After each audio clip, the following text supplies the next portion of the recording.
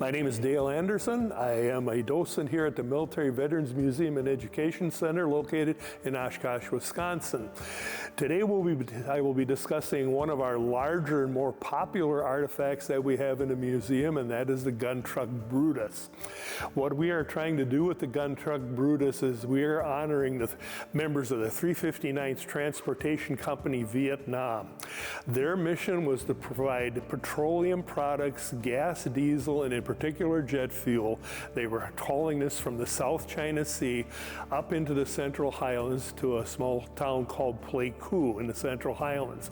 Pleiku was also the headquarters city for the 1st Cavalry Division, which was the first helicopter division that was actually in use in Vietnam as the Army started to use helicopters for airborne assault type missions. If you have seen the movie We Were Soldiers starring Mel Gibson, this was a movie about the 1st Cavalry Division in Vietnam. We were contacted by Roger Blink, who was the owner of the truck, approximately 8 years ago. What Roger wanted to do was to honor the members of the 359th Transportation Company, 13 of them, which did not have the privilege of coming back home after serving in Vietnam. So that is part of what we are doing here. Gun Truck Brutus is considered to be one of the highest awarded trucks in Vietnam, while gun trucks, their vehicles themselves, do not get awards. The people that served on them did, and there were a large number of people that served on Brutus that received Purple Hearts, Bronze Stars, and Silver Stars, and in particular there was one gentleman who won a Medal of Honor for his service on Brutus. His name was Larry Dahl. He earned his Medal of Honor while he was in the truck during an ambush in the box. The enemy threw a grenade into the box. He unselfishly threw himself on top of that grenade, took the brunt of the blast, and saved his fellow soldiers from harm.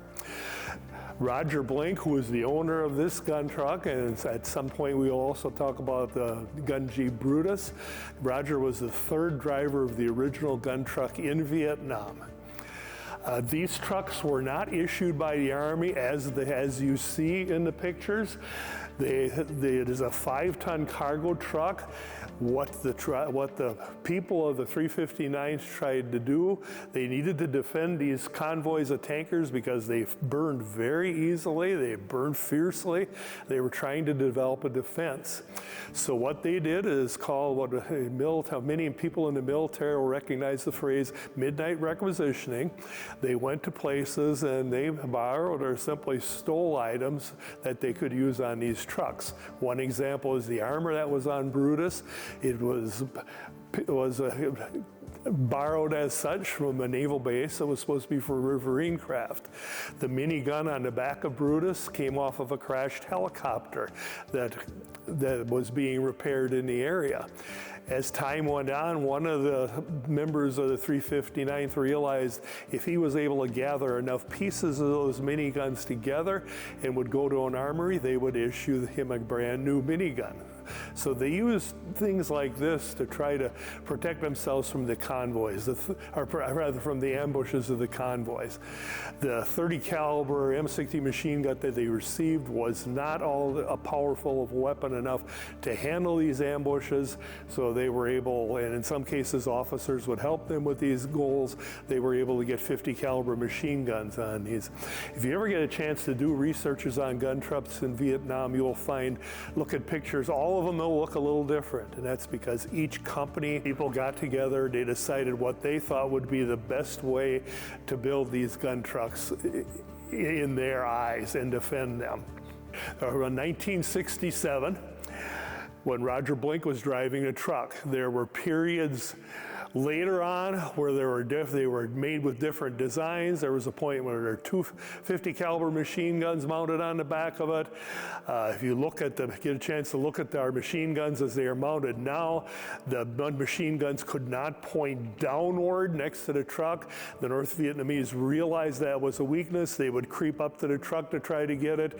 Later, users of Brutus actually remounted those 50 caliber caliber machine gun, so they could point down right next to the truck and take out an enemy when he was close in to protect the truck, because the truck was a very hated truck. North Vietnamese had a nickname for the truck. They called it the Ghost.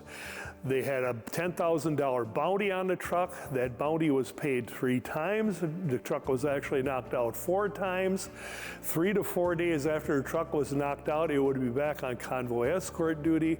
The North Vietnamese had a hard time figuring out why that was. What they didn't realize is the bed on the backs of these trucks is held on by 3 large bolts, and there's a couple wiring harnesses. The guys from the company would simply unbolt that bed, remove the wreck of the truck from underneath that bed, shove another truck underneath it, bolt it back up, paint the nose of the truck black, and it was back out on the road. They thought it was a magical truck, however, so hence they gave it the nickname the Ghost. Roger contacted us at the Military Veterans Museum, contacted our president, Dave Kirsten, and he wanted to build a replica to honor the people that were there. So after discussion, Dave's answer was, if you find a truck, we will build it for you. And Roger's response at that point was done. So he went out and purchased a 5-ton cargo truck, the exact M52A2 model as was used in Vietnam. He came into the museum roughly around April of that year.